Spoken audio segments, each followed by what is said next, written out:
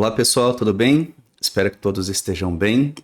Hoje é sexta-feira, 23 de agosto de 2024, passando aqui para atualizá-los sobre o julgamento das ADIs 2110 e 2111, sobre o julgamento dos embargos de declaração.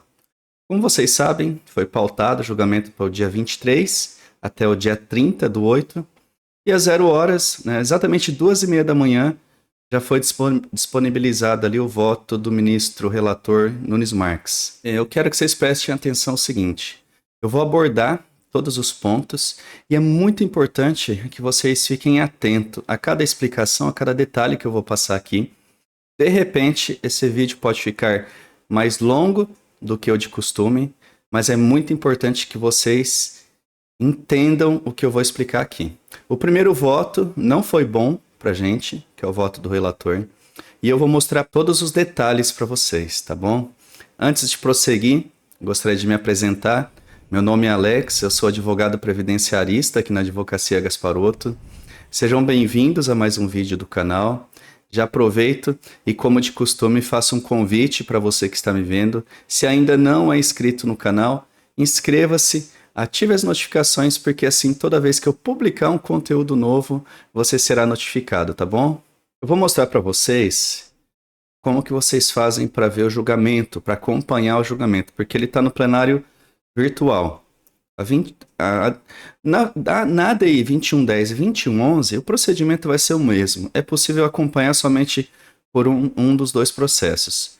Aqui na página do STF, isso pelo computador, tá? Pelo celular é um pouco diferente. Você vai clicar aqui em sessão virtual, é nessa opção.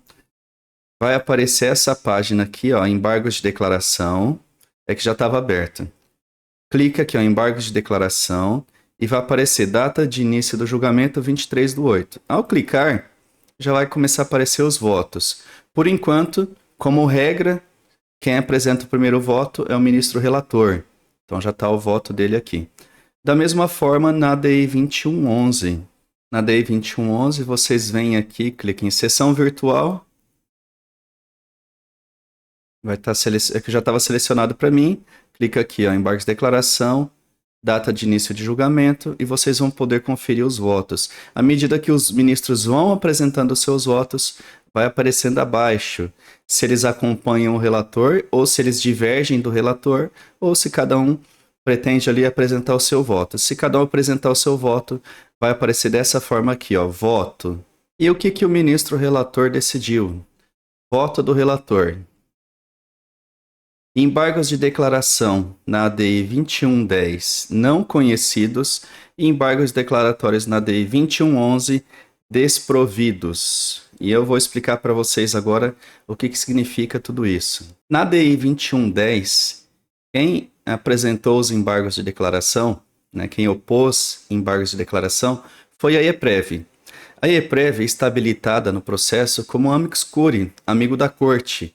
Inclusive, em vídeos anteriores, até da ABL, o fato de, quando a EPREV apresentou os embargos, o fato de o ministro ter recebido e ter se manifestado naquele momento sobre os embargos, a gente entendeu que ele tinha recebido, que ele tinha conhecido os embargos de declaração. Porém, no voto dele, ele decidiu por não conhecer os embargos de declaração apresentados ali pela EPREV. O que significa? Ele alegou que amicus curiae não tem legitimidade para apresentar embargos de declaração.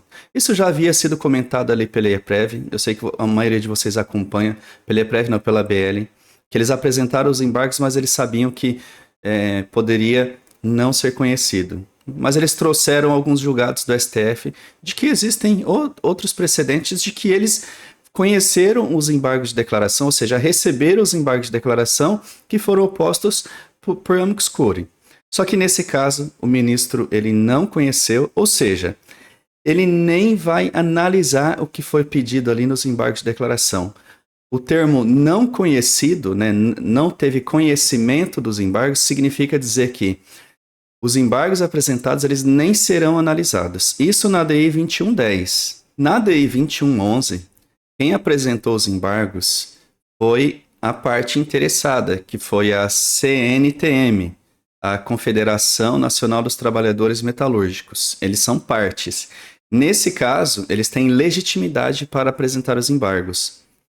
E na DEI 2111, os embargos foram conhecidos, mas desprovidos. Eu estou usando esses termos técnicos, mas eu estou explicando para vocês.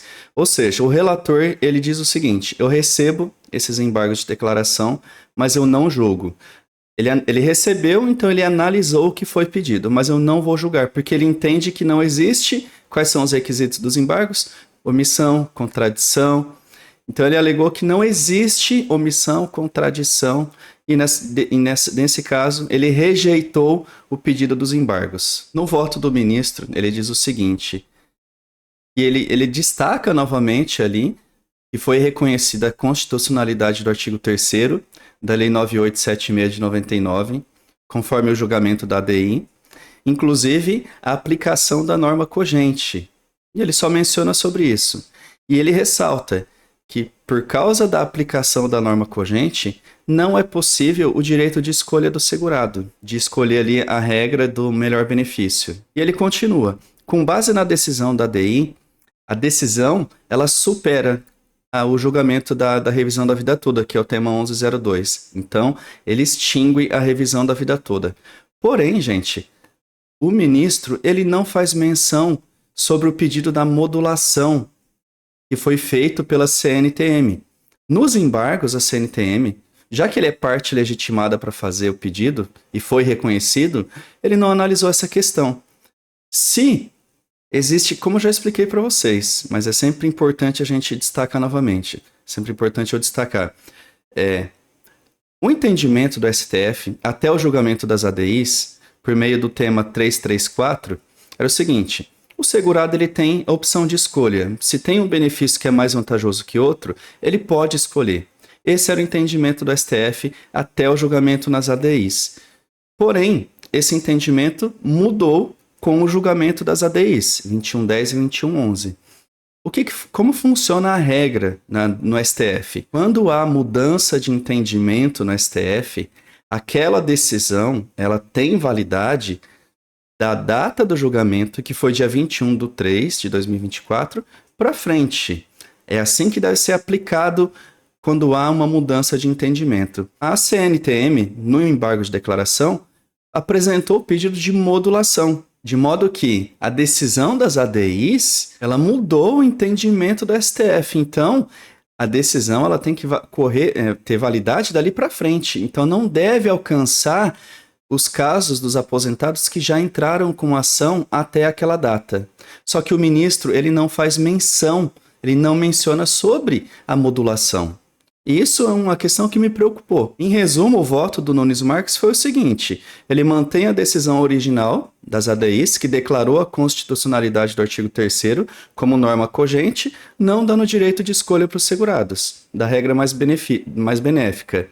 E não mencionou sobre a modulação. Isso significa, então, que ele está dizendo o seguinte: ele não encontrou omissão, contradição, obscuridade na decisão que justificasse alterações ou esclarecimentos adicionais por causa dos embargos opostos. Destaco, gente, no voto do Nunes não tem menção sobre a modulação. Então, o que pode acontecer, já que ele não mencionou sobre a modulação, que é o nosso foco principal?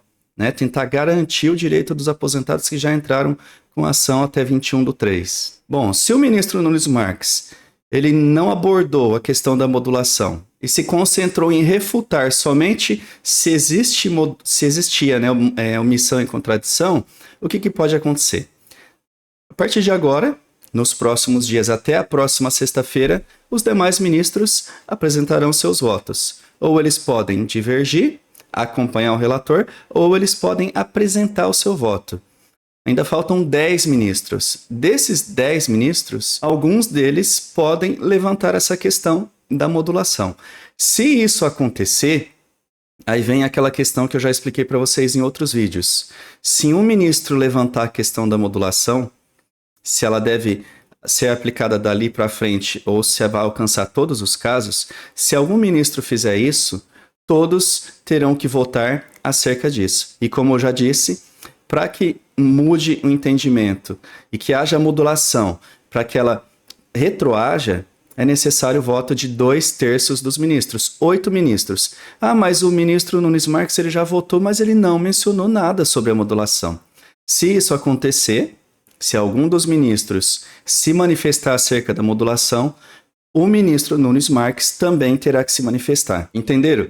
A ausência de manifestação do Nunes sobre a modulação não impede que outro ministro se manifeste acerca desse tema, da modulação. E se isso acontecer, ele deve julgar também. E por que eu disse que no início do vídeo que isso me preocupa, o voto dele preocupa? Porque o voto dele foi simples e raso. O voto dele tem 6 páginas só. Mas ele não menciona, não faz menção ali à modulação.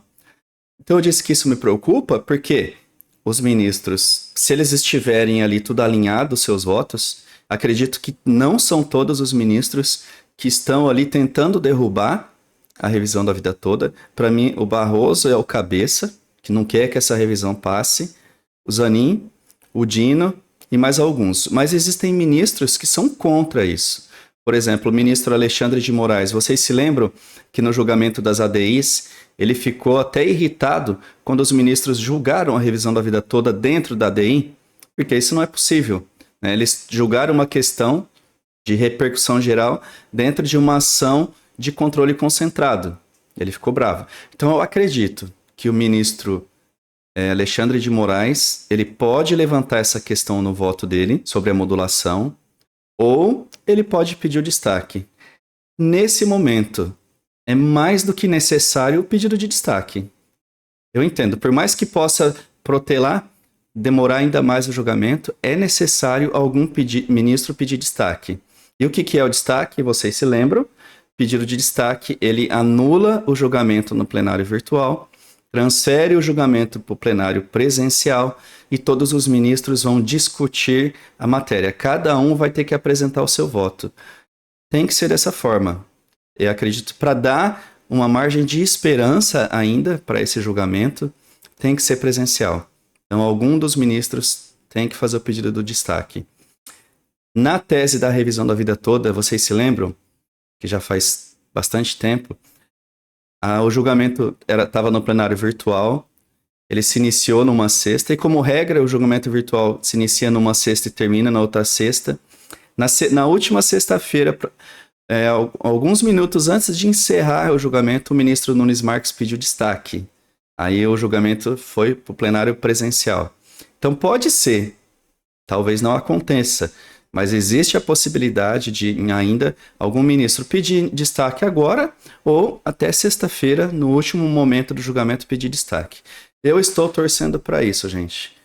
Que aí vai anular o voto do Nunes, que já foi apresentado, ou se mais ministros apresentarem os seus votos e lá no final alguém pedir destaque, todos os votos serão anulados e se reinicia o julgamento. Tem que acontecer isso, porque no presencial as partes podem apresentar questão de ordem, pode se manifestar e os ministros vão debater e tem que ser levantada essa questão.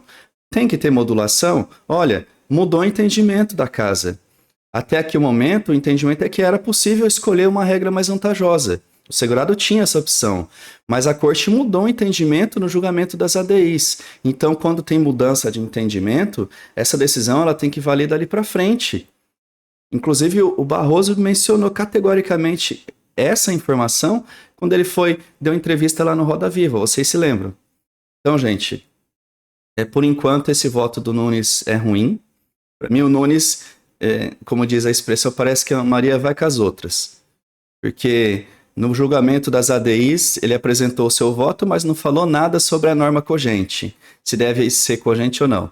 Aí levantaram a questão, aí ele pediu a palavra de novo e alterou o voto dele e acompanhou os demais ministros. Então, a gente tem que aguardar.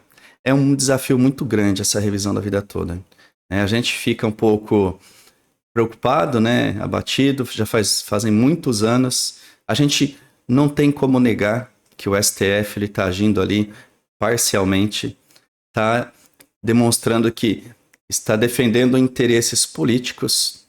A gente não pode provar, mas isso está claro, mas a justiça tem que prevalecer. Gente, o objetivo da modulação que foi solicitada nos embargos é para garantir unicamente, exclusivamente, um dos princípios que são pilares da Constituição.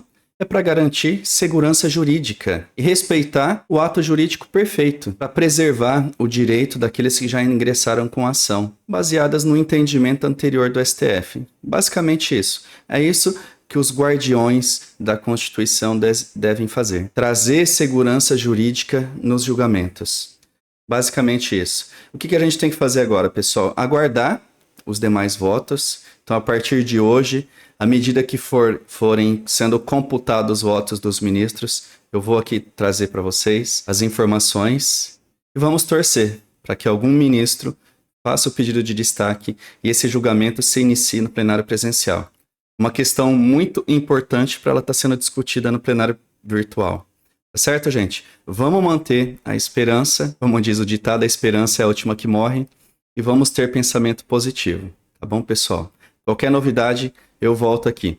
Peço para vocês, deixem um joinha, compartilhe esse vídeo para que o YouTube possa entender que o conteúdo é relevante e ele possa levar para mais pessoas, tá certo? Muito obrigado pela tua presença e até um próximo vídeo.